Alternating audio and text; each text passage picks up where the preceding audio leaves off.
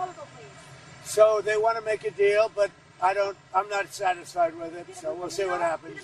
Iran wants to make a deal because they have no military left, essentially, and they want to make a deal, but I'm not satisfied with it. Why are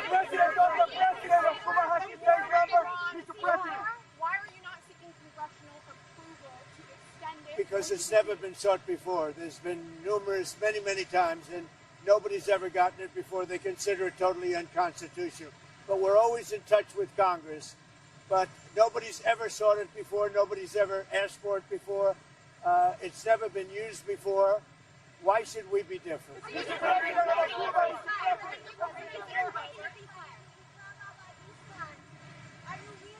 send anybody to Islamabad, your envoy? We have great respect for Pakistan and Islamabad, and tremendous respect for the Prime Minister and the Field Marshal, and they're working with us. They continue to work with us, but the trip is a very long one, and we're doing everything in terms of negotiating right now, in terms of the negotiation telephonically. They've made strides, but I'm not sure if they ever get there.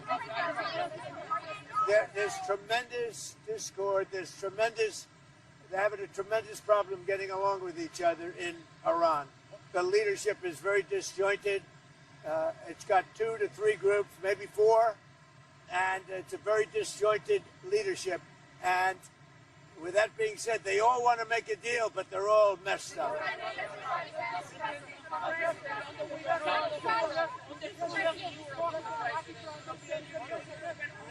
I spoke with the winner, a very good man. As you know, I was very strongly in favor of him in Iraq. And we had a long conversation yesterday. I congratulated him. He won, and with our help he won, and we want him to do very well. And I told him that the United States is with him all the way. It was a great victory. The new head of Iraq is somebody that we support very strongly.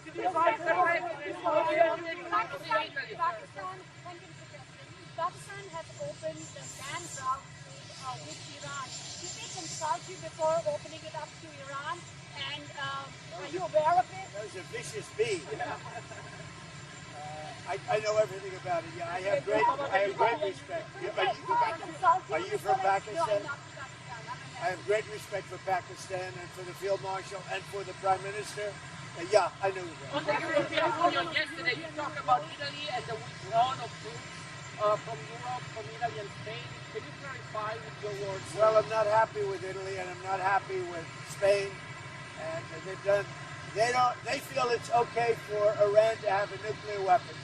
Anybody that feels it's okay for Iran to have a nuclear weapon is not very smart.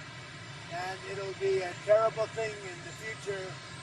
If they were ever allowed to have a nuclear weapon, you would have problems the likes of which the world has never seen before, and it's not going to happen. And aside from that, right now they have no Navy, it's been wiped out, no Air Force, it's been wiped out. They have no anything. They have no anti-aircraft, they have no radar, they have no leaders, because frankly, their leaders are very disjointed. They have a lot of problems right now. They're not getting along with each other. Their leaders are not getting along with each other. So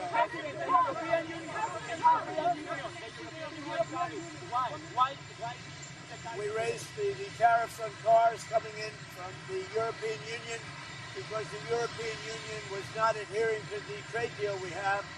So based on that, now, when they build their plants, of which they're spending over $100 billion, all countries, not just the Union. And when those plants open, there won't be any tariffs. But we raised the tariffs because they were not, as usual, they were not adhering to the agreement that we have. We have a trade deal with the European Union. They were not adhering to it. So I raised the tariffs on cars and trucks to 25%. That's billions of dollars coming into the United States, and it forces them to move their factory production much faster. We have right now in the United States over $100 billion of car plants being built. It's a record. We've never had anything like it from all countries. Japan, South Korea, By the way, Canada, Mexico, they're all building plants in the United States. But the European Union was not adhering to the deal that we made.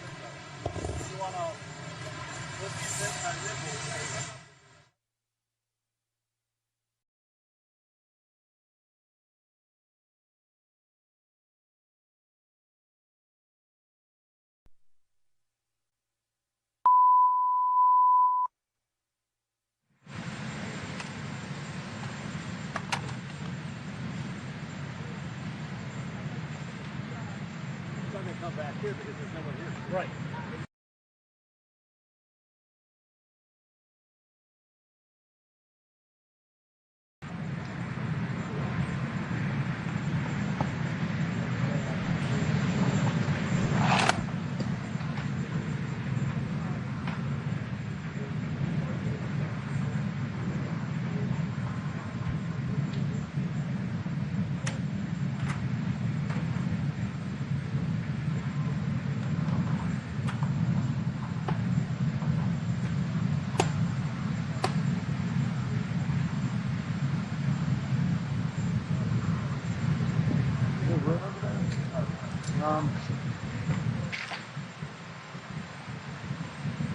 No.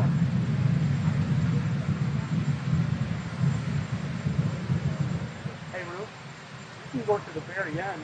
Probably get the stopper going. You know what I mean? Hey, can we just sit here?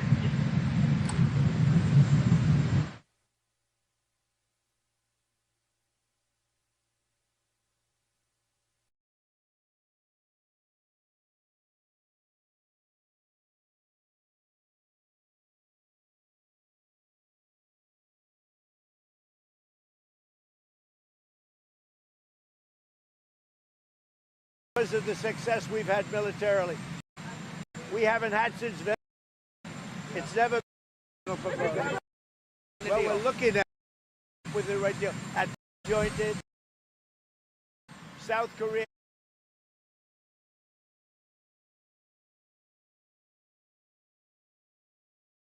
We're dealing with Iran, as you know, it's a very disjointed, unfriendly leadership, unfriendly to each other. They're not getting along. They're very, very confused by what's happened because essentially most of their military has been wiped out. But we just had a conversation with Iran. Let's see what happens. But I would say that I am not happy. Their leadership is very disjointed, very argumentative with each other. They come back, one says one thing, one says another. They're very confused. Obviously, their country has been frankly decimated. Their Navy is gone, their Air Force is gone. Many of their soldiers, unfortunately, are gone. They've got to come up with the right deal. At this moment, I'm not satisfied with what they're doing. Did you decide against bailing out Spirit Airlines? Well, I guess we're looking at it. If we could do it, we'd do it, but only if it's a good deal. Claiming that they're preparing to shut down this weekend because they haven't gotten a deal. Well, we're looking at it, but if we can't make a good deal, no institution's been able to do it. I said, I'd like to save the jobs, but we'll have an announcement sometime today. We gave them a final proposal. Excuse me. Mr. President, it's day 60. Are you going to seek congressional authorization for... Well, no other country has ever done it. It's never been, as you know, most people consider it totally unconstitutional. Also, we had a ceasefire, so that gives you additional time. But no other country's done it. we're in the midst of a big victory. This is a victory like we haven't had since Venezuela, okay, to be honest with you. We haven't had, but, you know, we have a country that lost its way. It really lost its way. That's our country in terms of the military. Now we have a great military. We're on our way to another victory, a big victory, and I don't think that it's constitutional what they're asking for. These are not patriotic people that are asking. You know, when they say, even the losers, even the ones that say all the wrong things, admit that it's been amazing what we've done. The Strait is totally shut down. It's flawless. It's totally 100% shut down. Now, we've been dealing with Iran. They want to make a deal. They're not there. They're not with it. They're sort of, they get close, and then a new group of people come in. They don't know who their leaders are. They have no idea who their leaders are, but they're very confused, and that's because of the success we've had militarily. They essentially have no military. Let me just tell you, the war powers. So many presidents, as you know, have gone and exceeded it. It's never been used. It's never been adhered to, and every other president considered it totally unconstitutional, and we agree with that.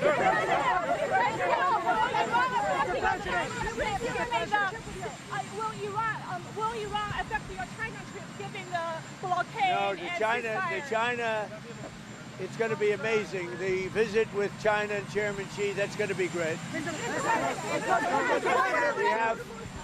We have the trip with China coming up. And I think it'll be an amazing event.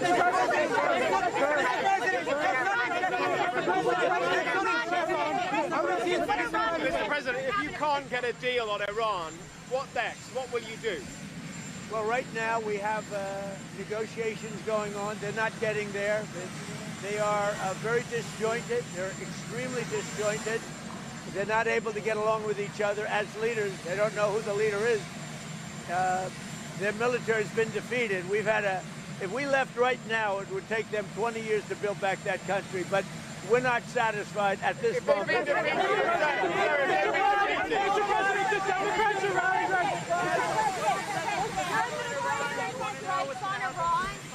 you considering new strikes on Iran? Why would I tell you that? Spirit Airlines, what has been the holdup on a deal? Are they balking? We're looking at trying to help them, something we're not looking to get involved with, but if we can, it's 14,000 jobs. I would say we're driving a tough deal, but it's one of those things. We'll do it or we won't. We'll have something for you today or tomorrow. It seems like the other lenders are balking. They think they'll get bumped down in priority. Well, they will. You know, we come first. Hey, you know what it is? USA first, America first. That's my point. Including with airlines, including with Intel. You know, we made an Intel deal. You know that, right? We made about $40 billion on that. And someday Fox and Peter's going to talk about it. But we helped out Intel, and we ended up making $40 billion. So we're looking at Spirit, different kind of a thing. But we're looking at Spirit, and we can help them, we will. But we have to come first. We're first. It's America first. The CEO of Anthropic came to meet Susie Wiles a week or two ago. What is the latest on your position on that company? Well, only that they had a very good meeting. You had the CENTCOM commander come in here yesterday. Was he briefing you on a different approach? Options? What kind of options? How would it look different? There are options. I mean, do we want to go and just blast the hell out of him and finish him forever, or do we want to try and make a deal? I mean, those are the options. Do you want to go blast the hell out of him? I'd prefer not. On a human basis, I prefer not, but that's the option. Do we want to go in there heavy and just blast them away, or do we want to do something? They're a very disjointed unitship, as you can understand, Peter, very disjointed. I mean, they're not getting along with each other, and it puts us in a bad position. One group wants to make a certain deal, the other group wants to make a certain deal, including the hardliners. The hardliners want to make a deal too. Why wouldn't they? They have no Navy, they have no Air Force, they have no anti-aircraft, they have no nothing. There was some reporting this week that because of all the firepower required for epic fury, that there are people in the White House who are starting to worry about our inventory of bombs and missiles. Are you worried? No, we have more than we've ever had, actually. Because all over the world we have inventory, and we can take that if we need it. But all over the world we have tremendous amounts of inventory, the best. For instance, we're stocked and locked and loaded. Right now, we have more than double what we had when this started. But, you know, we're all over the world. We're in many, many different countries, many different places, all packed up.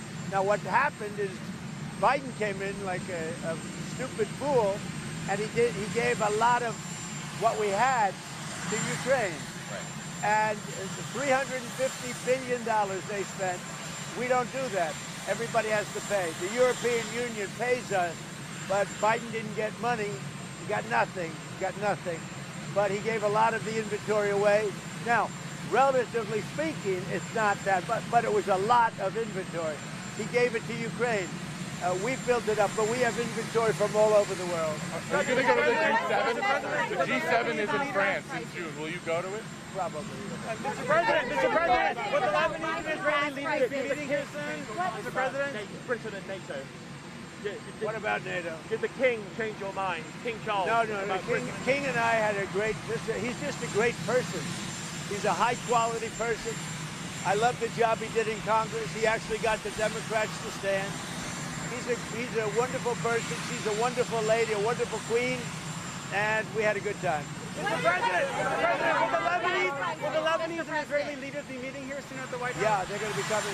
And President Trump, when you go to this is going to be your first big public event since somebody tried to kill you on Saturday. Do you feel safe going to something like this today? I don't even think about it, Peter. You still support a pardon for Pete Rose, sir? Oh, I think Pete Rose was great. I think Pete Rose should have been in the Baseball Hall of Fame a long time ago. A long time ago before his death. I think baseball did a great disservice by not respecting his achievements on the field. He was a great player. I knew him. Mr. President, sir. He was a great player. Will you pardon him? It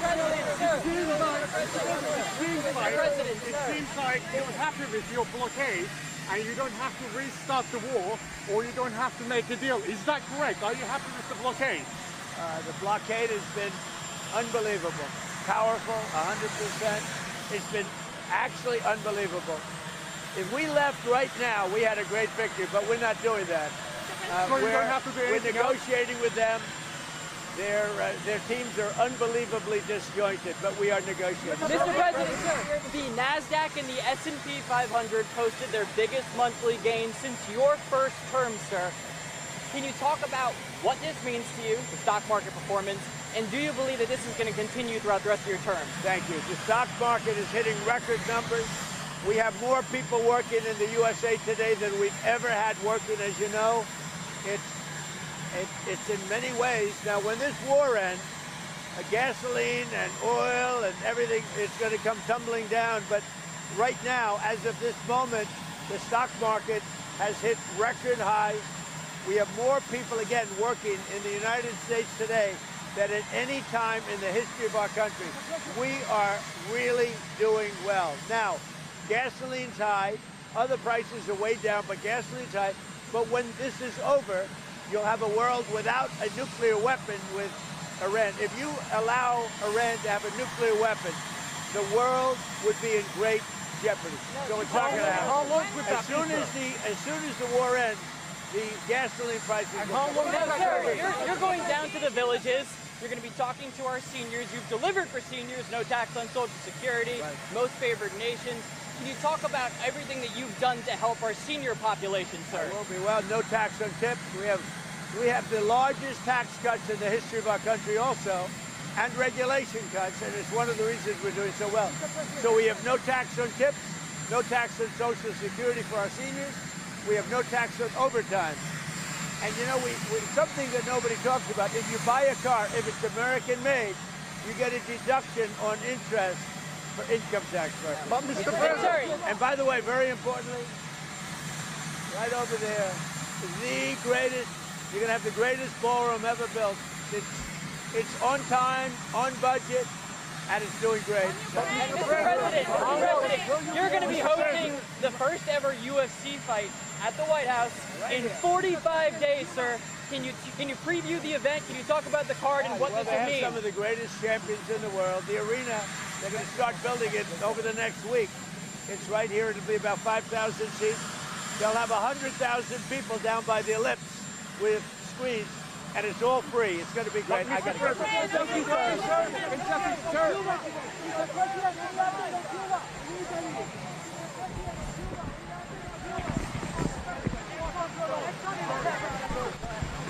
What's your message to Americans who are thinking of paying high gas prices?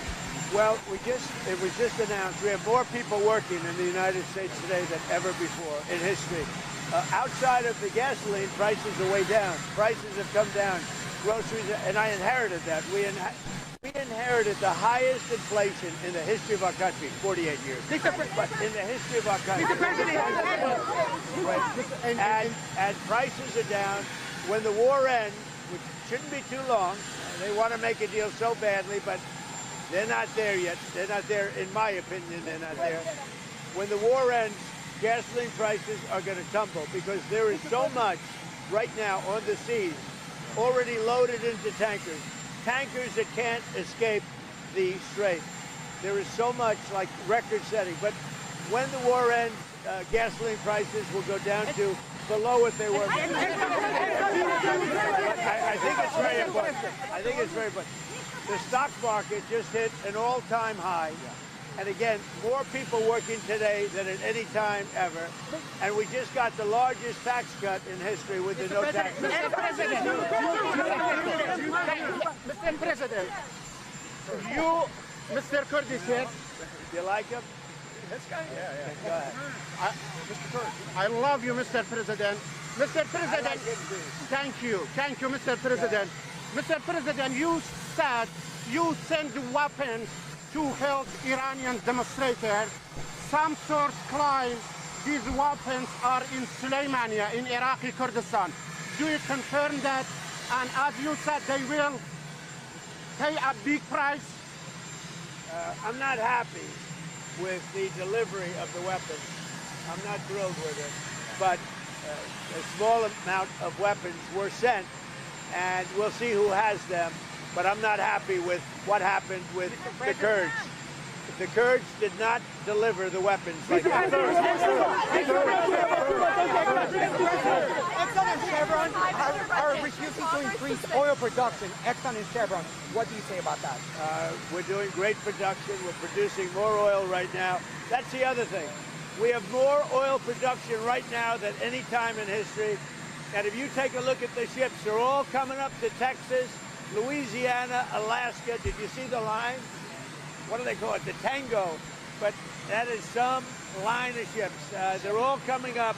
They're loading up. The biggest ships in the world are coming up to Louisiana, Texas, and to Alaska. And they're loading up. And I don't want to say it, but our country is getting stronger and stronger. This has been amazing. The amount of oil and gas that we're selling now is at a level that nobody's ever seen before. Would you consider Ron DeSantis for a cabinet position? Well, I like him a lot, so nobody did. I like him a lot. Mr. Ron, can you tell us, you said you're not satisfied with the plan right now. Can you tell us what specifically you're not satisfied with? They're asking for things that I can't agree to. Mr. President, you guys.